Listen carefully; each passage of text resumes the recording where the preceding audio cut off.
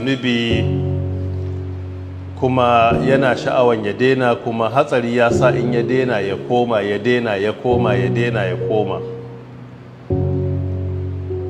Imam Ibn Kathir a cikin tafsirul Qur'anil Karim nasa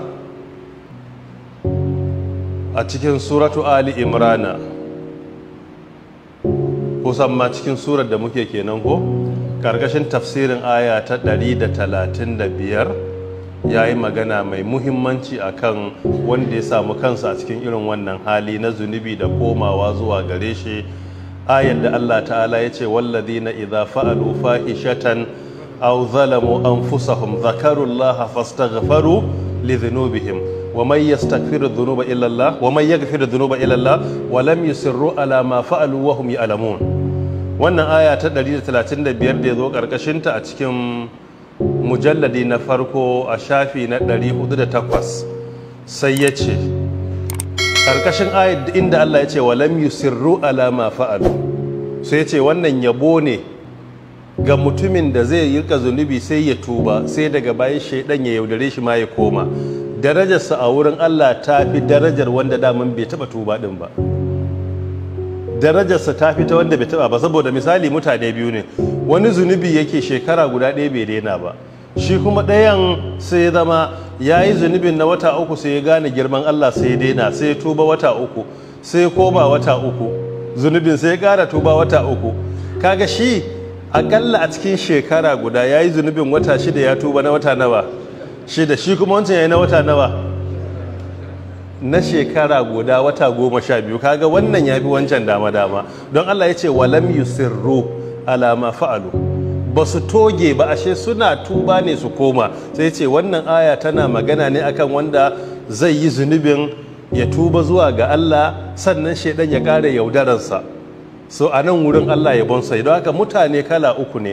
Na farko wanda in yayi zunubin yake tuba zuwa ga Allah baya ƙara koma ga zunubi, shi yafi daraja. Na biyu shine wanda zai yi zunubin ya tuba zuwa ga Allah ya daina, wani lokaci shaidan ya ƙara yaudaransa, ya ƙara komawa, ya ƙara tuba, shine daraja na biyu. Daraja ta uku kuma shine wanda daman bai taɓa daina ba, kawai shi yana zama very comfortable da sabon Allah ne. Sai ce a nan wurin kaga wanda ke zunubin ya tuba ya ƙara komawa ya fi daman wanda bai taɓa yin tuba ɗin ba.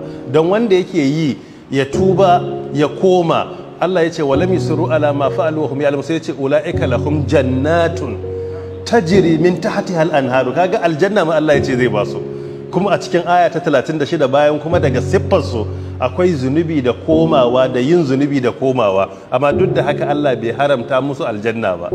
Da wannan ke cewa yin zunubi da niyyar a tuba da niyyar ba za a koma ba, ba wai a tuba da niyyar komawa ba. Tuban da aka yi daman da niyyar za a koma ba tuba ba ne, amma da niyyar ba za a koma ba, sai shaidan ya ƙara yaudara a koma, sai a ƙara tuba da niyyar ba za a koma ba, sai ya ƙara yaudara a koma. Sai ce to wannan ya fi bai hana shiga aljanna.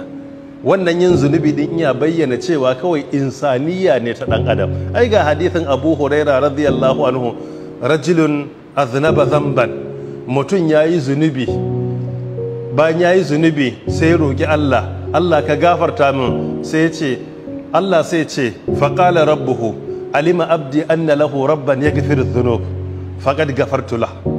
Lalle bawa na ya san iya da mahalicci wanda yake gafarta zunubai, to na gafarta wa bawana, kamar yadda yake a cikin hadisi na Bukhari, hadisi na 7346.